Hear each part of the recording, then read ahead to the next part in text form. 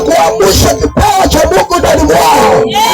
Kama vile Yesu aliamsha kipawa kwa huyu mama. Huyu mama alikuwa mwinjilisti. Hata wewe siku ya leo tunaweza kuamsha kipawa ndani mwako. Wewe ambaye hauna mali, unaweza kuwa na mali. Wewe ambaye umekuwa mlevi, unaweza kuwa mhubiri. Wewe ambaye ni mgonjwa, unaweza kuwa na afya. Wewe ambaye unasumbuliwa na majini, unaweza kufunguliwa ukaanza kutumua majini. Wewe ambaye unasumbuliwa na misangwa, Yesu anaweza kufungua ukaanza kuombea watu. Unaanza kufunguliwa. Unafungwa na madhabahu ya giza, Yesu anakuinua. Unaanza kushinda madhabahu ya shetani. Wewe ambaye unalaaniwa, Yesu anaweza kufungua. Ukapata kufunguliwa kutoka kwa laana, unakuwa baraka. Kuna watu wakiangalia wanasema huyu amelaaniwa. Kumbe huyo ndiye aliyepaka mafuta ya kufungua watu wa laana. Mtu ambaye amelaaniwa ana mpango wa kufungua watu ambao wamelaaniwa. Yesu alimwangalia mwanamke Msamaria, akamwambia una kipawa. Kama ungelijua kipawa, macho ya wanadamu ikimuona inamuona mwasherati, macho ya Mungu ikimuona inamuona mtu wa kipawa. Hata yeye saa hizi macho ya Mungu inakuona. Unalia usiku na mchana, macho ya Mungu inakuona. Macho ya Mungu inasema wewe ni mtumishi wake. Macho ya Mungu inasema wewe ni prophet. Wewe ni nabii mkubwa. Macho ya Mungu inakuona, inasema wewe ni mwinjilisti mkubwa. Macho ya Mungu inakuona, inasema wewe ni tajiri wa kusaidia mji wote. Macho ya Mungu inakuona, inasema huyu anaenda pale. Are you ready? Jambo la pili na la mwisho, Yesu alimwambia nyinyi hunywa maji, lakini mnapokuja hii maji yenu mnakuwa na kiu, na mimi nikupatia maji yangu hautaona kiu tena. Yule mwanamke Msamaria akasema basi nipe hiyo maji pia mimi, ili niondoe kiu ndani mwangu. Bwana asifiwe. Amen. Kiu, maji ambayo walikuwa wanakunywa haikutosheleza, bali wanaendelea kuwa na kiu. Sema kiu. Kiu. Kiu ni ile hali ya kutaka kutoshelezwa mara kwa mara. Maana kiu ni kitu inakuja mara kwa mara. Kiu inakuja mara kwa mara. Ndio mama Yesu alimwambia mnapokunywa bado mnakuwa na kiu, lakini mimi naweza kupatia ile ambayo ukinywa hautaona kiu tena. Yule mama alikuwa anatembea, alikuwa na kiu ya kupata ndoa nzuri, kwa sababu alijaribu mume wa kwanza, mume wa pili, wa tatu mpaka wa tano mpaka wa sita. Alikuwa na kiu, alikuwa anatamani hata yeye atulie, alikuwa anatamani apateko mwanaume mzuri atulie, lakini mambo alikuwa anaharibika. Kwa hivyo alikuwa na kiu ya kupata ndoa, lakini hiyo kiu haikuwa inatimizwa. Hiyo kiu haikutimizwa. Ndoa ya kwanza ikashindwa, ndoa ya pili ikashindwa, akakuwa na kiu ya kutimiza maisha yako. Ndoa ya tatu ikashindwa, akawa na kiu. Ndoa ya nne ikashindwa mpaka ya sita. Yesu alimwambia hata yule mume ambaye uko naye saa hii tena anakudanganya tu, pia yeye atakuacha tu. Kwa hivyo bado kiu yako ya ndoa bado haijatimizwa mpaka siku ya leo. Haleluya. Kuna kiu ambayo iko ndani mwako, lakini Yesu alisema yeye alikuja. Yesu alisema alikuja mpate uzima na uzima wa milele. Yaani kuna kiu ambayo Yesu peke yake ndiye anaweza kunyamazisha. Kuna kiu Yesu peke yake. Napoongea hapa kuna watu ambao wakienda kulala wanasumbuliwa na ndoto mbaya. Watu wanaokufa wanasumbuliwa, wako na kiu ya kuwataka ndoto hata msuri kwa usiku mmoja, lakini hawezi kufaulu. Mpaka wanajiuliza wakienda kulala tena, usiku imefika, usiku tena imefika tena, ianze kurota. Kuna mama ambaye aliniambia alikuwa anaota nyanya yake, wakati anafunika tu macho, nyanya anakuja anamwambia anza kubeba 10. Anabeba 10 mpaka wakati ataamka, anaamka amechoka kwa sababu nyanya aliyekufa amembebesha 10. Alikuwa hata anaogopa kulala, alikuwa na kiu ya kulala aota ndoto nzuri, lakini hiyo kiu haikunyamazisha. Lakini Yesu akiingia katika maisha yako, Yesu akiingia, anatoa watu waliokufa. Unaanza kulala ndoto unaota nzuri, unalala kama mtoto mchanga, unafunguliwa ndoto zako, hautafunguliwa usiku. Ile kiu itaisha, mafuta yataondoka, waliokufa yataondoka. Yesu akiingia, unafunguliwa ndoto zako. Yesu akiingia, unafunguliwa maisha yako. Watu ambao mnaona wakinywa pombe kila siku, wako na tamaa ambayo tunaita kiu, wako na tamaa ya kukomesha kunywa hiyo pombe. Maana wakipiga hesabu wanapata pombe ambayo walianza kunywa wakiwa watoto wadogo mpaka sasa. Unaweza kununua hata pleti ya shamba hapa shamba, pombe tu, pombe ambayo wanakunywa kila siku. Unaweza kununua pleti, wanashangaa, wanalia ndani ya moyo wao. Kesho yake kufika, marafiki wamefika, wanawachukua wanawapeleka tena, lakini wako na kiu ya kuacha, wameshinda kuacha. Yesu peke yake ataingia katika maisha yako, hiyo kiu ya kuacha, hiyo kiu itaisha, na pombe utaacha. Pombe utaacha.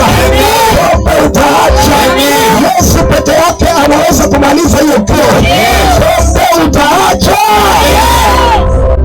Kuna watu wako na kiu ya kupona, kila mara wameenda hospitali, wamemeza dawa mpaka wameweka kwa madawa kumeza kila wakati, wanameza kila siku, wako kwa madawa kila siku, mpaka anauliza dawa yangu ni wapi? Dawa yangu nayo nimeiacha nyumbani. Mtakimbia niletee dawa yangu. Wako na wasiwasi, wasipomeza dawa wanaweza anguka chini ya kufa. Wako na kiu ya uponyaji, wanaumia katika tumbo zao, katika vifua vyao, kiu ya uponyaji wako nayo. Kuna mmoja peke yake ambaye ni mponyaji, akiingia katika maisha yako, kansa zinaondoka. Akiingia katika maisha yako, magonjwa ya ngozi inaondoka. Akiingia katika maisha yako, magonjwa ya magoti inaondoka. Akiingia katika maisha yako, kifua chako kinapona. Hiyo kiu ya uponyaji unaisha. Yesu alimwambia, ninyi hunywa maji lakini bado mnaona kiu, lakini mimi nikupatia maji yangu, huko ukikunywa hautaona kiu tena. Ile kiu ambayo inakusumbua, uko na kiu ya kuwa na amani, uko na kiu ya kuwa tajiri, uko na kiu ya kuendelea, uko na kiu ya kupanuka, uko na kiu ya kupata ndoa, uko na kiu ya kuweza kusoma, uko na kiu ya kupata pesa. Hiyo kiu Yesu peke yake. Maana vitu vyote ni vya Mwenyezi Mungu. Biblia inasema dunia na vyote vijazavyo ni vyake Mwenyezi Mungu. Yesu peke yake. Fedha na dhahabu ni yake Mungu.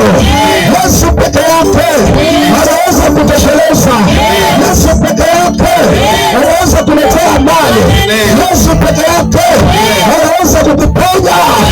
Yesu peke yake anaweza kurejesha mamaneno.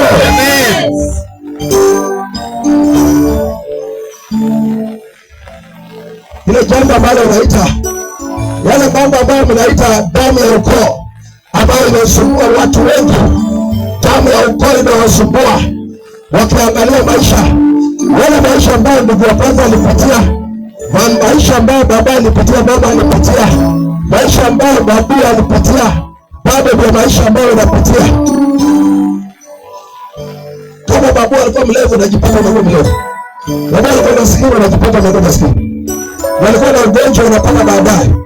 hata ukienda hospitalini daktari akikupima huwa anakuuliza swali, katika ukoo wenu kuna hii ugonjwa? Daktari wao wanauliza kwa sababu ile ugonjwa inatembea kwa damu. Anauliza hii ugonjwa imewahi kuwa katika ukoo wenu? Daktari wanauliza hiyo kiu ya kupona, hiyo kiu ya kupona. There is only one person, his name is Jesus Christ. Huyo ndiye anaweza kuondoa, yeye ndiye anaweza kuvunja laana, yeye ndiye anaweza kuondoa nguvu za damu ya ukoo. Hii damu ya ukoo ni Yesu peke yake ndiye dawa. Yesu ndiye dawa. Damu ya ukoo usipatie nafasi. Maandiko yanasema kitabu cha Efeso 4:27 unasema usimpatie shetani nafasi. Usimpatie shetani nafasi. Usipatie laana nafasi. Usipatie magonjwa nafasi. Usipatie uchawi nafasi. Hata kama mama alikuwa mganga, pia wewe kuwa mganga. Unakataa kwa sababu Yesu akija amesema atakuweka huru na unakuwa huru kweli kweli. Hallelujah. Amen. Bible says, and whom the Son sets free is free indeed. Yule ambaye Bwana ameweka huru anakuwa huru kweli kweli. Bwana asifiwe. Amen. Kuna watu wanapenda kuficha shida zao, wanajikaza kimwanaume, lakini ni kuhangaika wanahangaika. Kuna watu wanajikaza kimwanaume, lakini magonjwa yanawakula. Kuna watu wanajikaza kimwanaume, lakini pesa zao zinapotea. Kuna mwanaume mmoja aliniambia, alikuwa anauza mbao. Aliniambia akipata pesa baada ya kuuza mbao, ile pesa yeye huweka mfuko, lakini anapata haziko tena. Mpaka akajaribu siku moja akaweka ndani ya Bible, lakini hajaokoka. Sasa akaamua pesa zangu nitakuwa naweka ndani ya Bible, katikati ya Bible. Kwa sababu kila wakati akipata pesa anapata zimepotea, ile hali ameziweka kwa nyumba yake, kwa kibeti chake. Watu wanajikaza kimwanaume lakini wanaibiwa. Watu wanajikaza kimwanaume lakini wanaoteshwa ndoto za mapepo. Watu wanajikaza tu kimwanaume lakini pesa zao zimemalizikia kwa wachawi na waganga. Mganga anakudanganya, anakuambia ulete kuku, anakuambia ulete ng'ombe, anamaliza mali yako bure, anaunganisha mali yako na madhabahu yake. Ukiona mganga akikwambia leta kondoo, anataka kuunganisha mali yako na madhabahu yake ili apate kukufilisisha kweli kweli. Mahali mganga amekanyaga lazima kuwa na umaskini. Yeye hufilisisha watu na uwaletea laana. Lakini Yesu Kristo peke yake akikubariki umebarikiwa. Akikubariki umebarikiwa. Akikufungua umefunguliwa.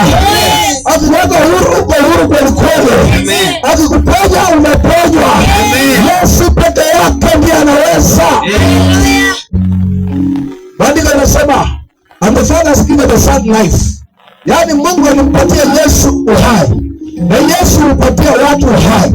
Kupata uhai ni kutoka kwa Yesu peke yake. Hakuna uhai mwingine. Uhai unatoka kwake Yesu. Hata ukifunga boma lako na kichwa ya kondoo, hakuna kitu umefanya. Hata ukifungua boma lako na kichwa ya kuku, hakuna kitu umefanya. Hata ukifunga maisha yako na urusi, hata ufunge kwa kiuno, hata ufunge kwa shingo, hata uchanjwe, hizo vitu zote hakuna kitu zinafanya. Yesu peke yake ndiye anakuweka huru kweli kweli. Are you ready? Yes. Nimekuja kuombea watu hapa. Ni Yesu aweke huru. Wapate kuwa huru kweli kweli.